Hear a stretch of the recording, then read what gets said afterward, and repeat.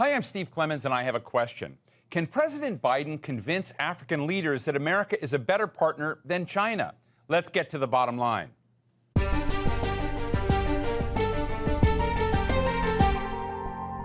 This week, the White House hosts leaders from 49 African countries to try and convince them that their continent is a real priority for America. It's going to be a hard sell, since many Africans feel that Washington has treated them with a lot of benign neglect, more of a problem than an opportunity. A place that's full of precious minerals that we want, like lithium and cobalt, which America needs for its electric cars, but also a place loaded with security concerns and humanitarian crises and corruption. Meanwhile, Russia's kind of zoomed to the top as Africa's #1 weapons dealer, and China's trade with African countries has reached a record $261 billion last year. That's about 5 times more than the U.S. An African youth survey by Ichikovitz Family Foundation found that 77% of youth across the continent identified China as the most important nation for Africa's future, not the United States. Plus, China deals with whatever government is in place, no questions asked, while the U.S. cherry-picks its allies and offers lectures about democracy. So can the U.S.-Africa Leaders Summit here in Washington, D.C. turn things around? And what can America offer that Africa really wants? Today, we're talking with Arikana Chihombori Quao, the former ambassador of the African Union to the United States. She's also the founder of the Africa Diaspora Development Initiative, which aims to link Africans abroad back to the continent. Ambassador, it's such a pleasure to talk with you today. This big summit is going on right now in Washington, D.C. You're in Zimbabwe. I guess I want to start by asking you, what do the leaders of Africa and President Biden have to get right after this week that you think is essential? Thank you for having me. This is a very important summit. It's a conversation between the continent and the United States, a conversation that is desperately needed, particularly at this time in our history and in our life. The United States, let me start by saying, it still remains the most preferred trading partner for the African nations. However, like I used to tell the State Department and any engagements that we've had with the United States, I felt during my tenure that the United States was slowly losing ground, and they were risking losing their position as Africa's preferred trading partner. So this is a very important meeting that I hope that if the United States, like I used to tell my colleagues, I felt that the United States, if this was a basketball game, the United States needed to call for timeout. For U.S. needed to realize that this is a new game and it required new rules of engagement, therefore a need for the United States to re-strategize. I'm hoping that for a change, this meeting, the United States can begin to realize it's no longer business as usual. It's no longer a case of the United States saying, we make policy and we tell the Africans. That has got to change.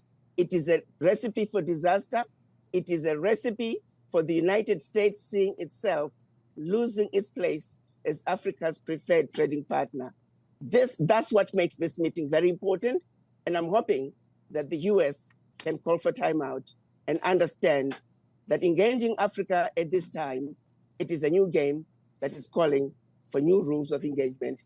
And therefore, it is time to re-strategize and treat the Africans fairly, treat the Africans respectfully, and treat the Africans as equal partners. You know, Ambassador, I think one of the things that I'm trying to be sensitive to is that we often over in the United States, as you know, and you were the ambassador of the African Union, tend to talk about a continent as opposed to individual countries and nations, of which there are 54. There are 49 heads of state here in Washington this week. And are we making a mistake?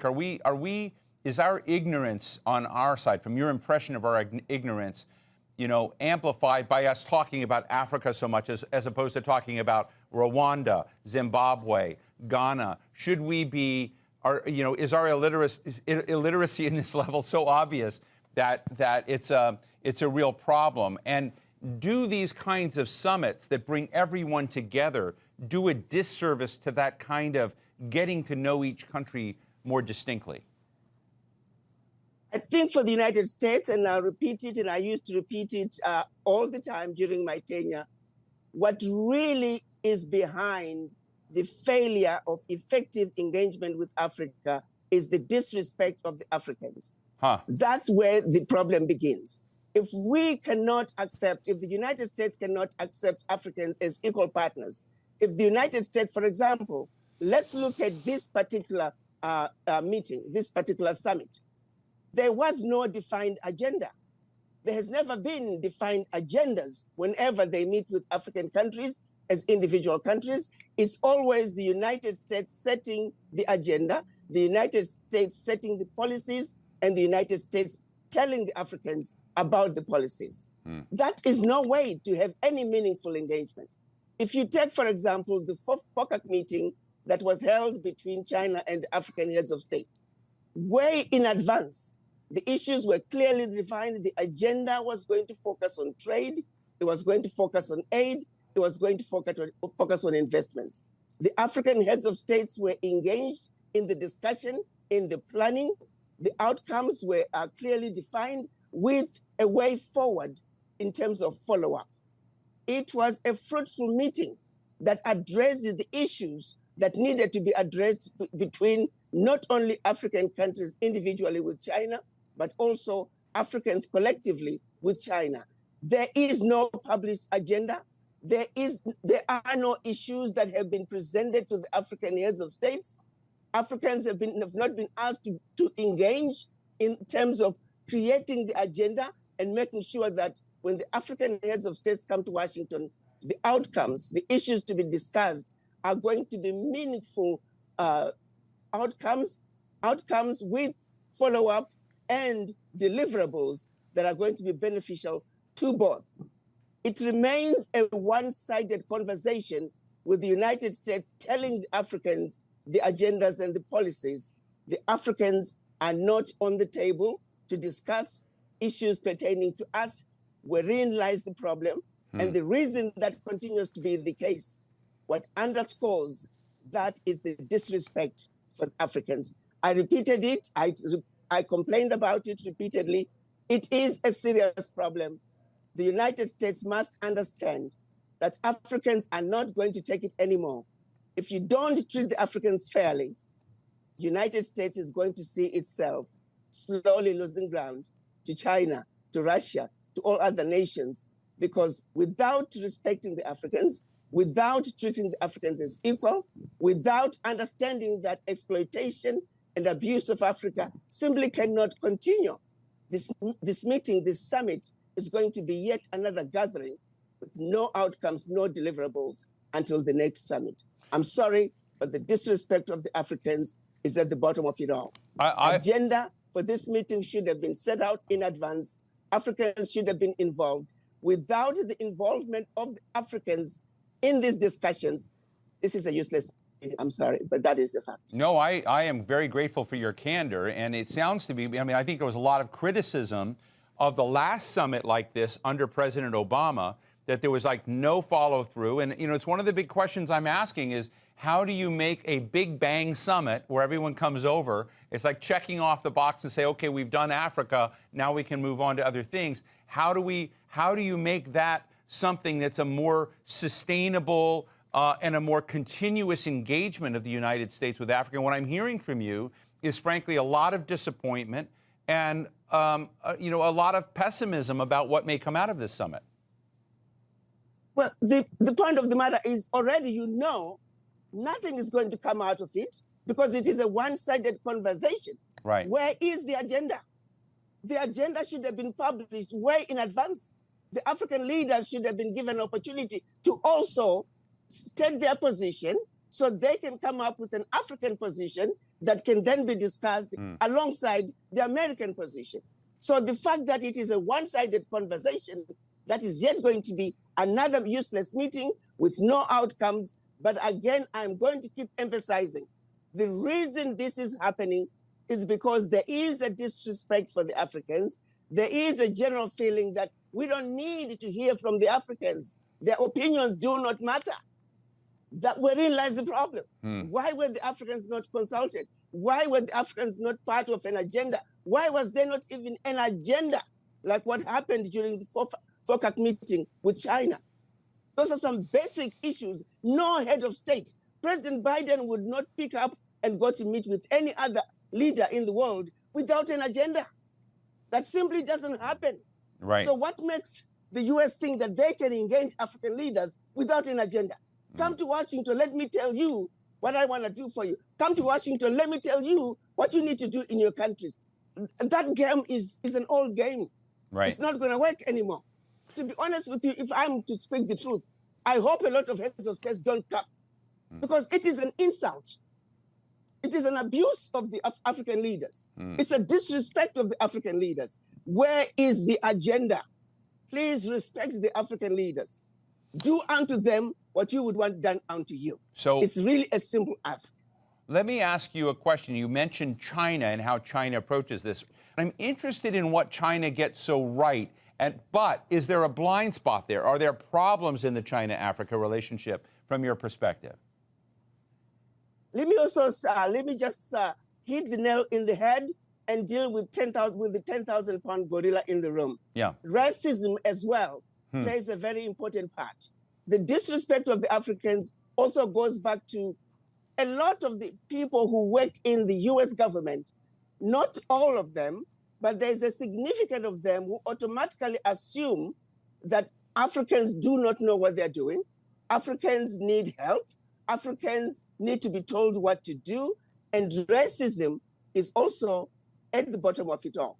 We need to address the individuals who are going to be visiting Africa, engaging Africa. They must understand that Africans are equal to them. But when one goes to Africa with a sense of superiority, wherein lies the problem, because you are not going to engage those leaders who are going to come to the table as equals. You go in feeling superior, you come back feeling superior. That is not an issue with the Chinese. The Chinese are coming in.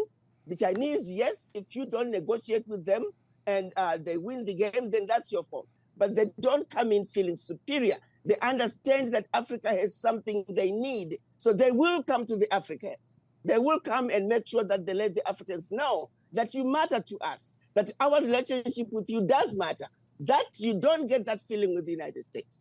You get the feeling that there's this sense of superiority, that you Africans, you ought to be glad that we are engaging you. You ought to be glad that we are inviting you to come to Washington. That sense of superiority, it has to change. Whether it calls for the United States to retrain their people as they engage Africa, but it is that which really goes to the bottom of why the engagements are not going to be as effective. They must take a page out of what Africa is doing. Let me say this. Chinese people didn't used to be that way, but they quickly changed their strategy. When they realized that the game they were playing was not going to work in Africa, they changed their strategy. And that's why, like I said it during my tenure, I'll continue to say it again. If this was a basketball game, the United States need to call for timeout. This is a new game, and it requires new rules of engagement. The United States must, first and foremost, make sure that racism is out of the picture. Africans are just as smart as anybody else. Africans are equal. And until we engage as equals, all these meetings, all these conversations are always going to be useless. And it goes back to the individuals who are going to be at the table with the Africans. So the US also need to address the issue of racism and make sure that the people engaging Africa, their minds are clear and they accept that Africans are equal. Tell us about Pan-Africanism. Tell us about what Africa, the states in Africa are doing to trade, to connect, to move their agenda forward proactively, no matter what the rest of the world is thinking about it. Absolutely. I have to say, if you were to go back to 1963, when our Pan-African fathers came together in the hopes of creating an Africa that spoke with one voice, an Africa that had one military, an Africa that had one central bank, one monetary fund, one stock exchange, and an Africa with one customs union. We failed at that over the years. But finally, 2 years ago, they approved the AfCFTA, the African Continental Free Trade Agreement, which is a and a policy that saw Africa coming together in one particular area, that we are now speaking with one voice when it comes to trade. Yes, its implementation is a monster. Yes, its implementation is work in progress. But you can say of the issues that our Pan-African fathers met to discuss in 1963, finally, over 50 years later, we are able to accomplish the first one, which is being an Africa that's going to the world as one customs union. The spirit of Pan-Africanism, it has taken us a long time to really begin to come together to dismantle the Berlin Conference, which, of course, for those who think, oh, Berlin Conference is a thing of the past, think again. As long as we have a country called Togo, as long as we have a country called Congo-Brazzaville, Eswatini, Malawi, those small countries, even Nigeria or the big ones, Kenya, Egypt, Morocco, they cannot survive on their own. As long as we're talking about the little-bitty individual African countries, we are never going to realize the dream of a united Africa that speaks with one voice.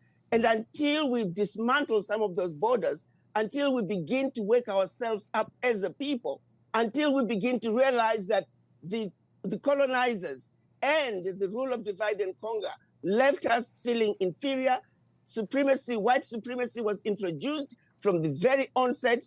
When the colonizers came to Africa, we were taught to believe that everything African was bad, everything European was better. And we still continue to suffer from that mentality. So yes, while we demand that the West and those who don't look like us Africans treat us equally, realize that we are human beings just like they are, we too as Africans, we have a lot of work to do on a personal level, where we must also believe, truly believe, that we are equal to everybody else on earth, and that we are capable. That also is a disease that we need to realize as Africans. Let's wake up and realize that white people are not superior to us. Chinese are not superior to us. We are just as good as anybody else. That is a serious challenge, because we still have people, even when you look at issues that we could stand up as a people and push back. You see ministers from the Western world going to Africa, and they basically can, I've seen them say some of the most ridiculous things to the Africans. Right. And instead of the Africans pushing back and saying, hey, hold it, this is not going to fly, instead the Africans are afraid, just inherently fear of the white person, without any, for no good reason whatsoever, except that we have been programmed to feel inferior. So on an individual basis, we continue to speak the gospel of truth. We continue to shed the light as to the brainwashing that the African has been put through, wherein lies the problem. When you look at what is being done at the World Bank, for example, the Bretton Woods institutions, the frivolous loans, countries that have never defaulted on their loan repayments, and right. Yet they're still given large interest rates. Why?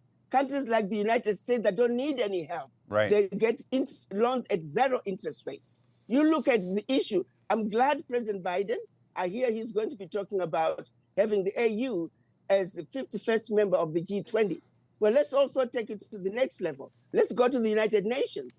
Let's have Africa, 1.4 right. billion people. They need to come to the table. Let's African Union be the 6th member of the 5-member UN Security Council. You can't just totally disregard 1.4 billion people because you've gotten away with it for centuries. Well, guess what? Game is over. Africans are waking up. Africans are beginning to realize and understand the game that have been played. Unfortunately, we don't have that critical mass of people who are continuously going to speak truth to power. Right. The good thing with the story of Africa is we are coming from a position of righteousness, right. A position of truth, a position of facts. Right. Those are constants. They don't change. Let's continue to give the world an overdose of our truth, but at the same time, while we are doing so and demanding a world that is fair, that is just, and free of right. racism, bigotry, and hate, we must also work on our own development and our own awakening as a people. Talk to me a little bit about how Africa can take advantage of its intellectual connection and assets to entrepreneurs who have left but may want to help Africa back, because this is one of your major initiatives. Absolutely. The brain drain that started over 400 years ago, when the best and the brightest and the fittest were taken out of Africa forcibly, and that is when the brain drain started. I want to make sure that is very clear. And when we talk about African diaspora, we're talking about all people of African descent living outside of Africa.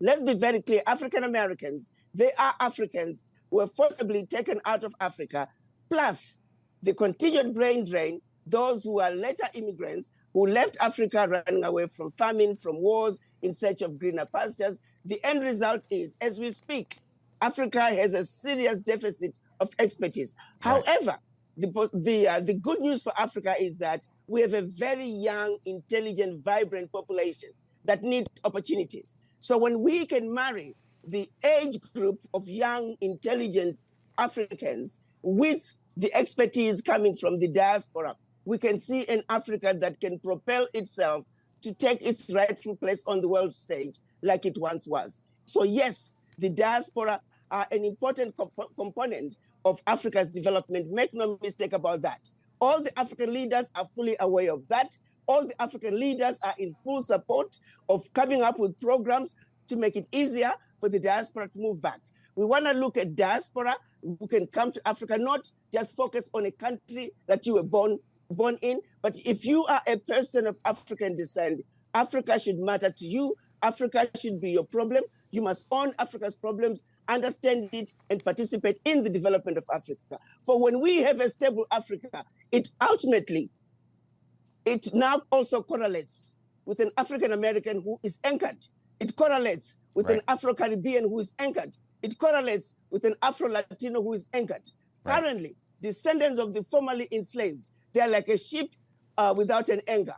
The wind blows that way, here they go. Until they are anchored by being accepted by Africa, until they are anchored by participating in the development of Africa. The Jews do it, the Chinese do it, the Indians do it, the Irish do it, African Americans together with the continental Africans. We must make sure that we work together to participate in the development of Africa, because the development and the building of the Africa we want, it is our responsibility first and foremost, and ours alone. Others are welcome to come join us. Others are welcome to help us. Others are welcome to engage us as equal partners, but we must own the building of the Africa that we want as a united front of the African diaspora. Well, I want to make a deal with you, Ambassador. I want this to be a start of a conversation with you that we have many other times. I think it's a very important conversation, and I'm grateful to you, Ambassador Adikana Chihombori Quao, former African Union diplomat and founder of the Africa Diaspora Development Initiative. Thanks for your candor, and thank you so much for being with us today. Thank you for having me, and keep up the good work. These are messages that we must continue to put out, because the average American is not aware. The average European citizen is not aware of what the various Western governments are doing. The atrocities have been going on for far too long. They must come to an end. And your program is doing a great job in getting these messages out. We must inform and educate our citizens. Thank you, Ambassador. Thank you so much. Thank you so much. So what's the bottom line? The smart money's on Africa. That's where the most interesting global action is going to be. Demographically, the West and much of Asia are aging, while Africa has the youngest crowd on the planet. Within a few decades, much of the world's global middle class is going to come from Africa. And Africa's going to become a stickier place for its brilliant innovators to stay, rather than racing off to Europe or the United States. Sure, China and the U.S. will both remain engaged in Africa, but less and less on their terms, and more on the terms of African nations as they rise and become more powerful in their own right. That's the story of unstoppable Africa, rising not because of what nations outside the continent are doing for it, but what it's doing to chart its own course. And that's the bottom line.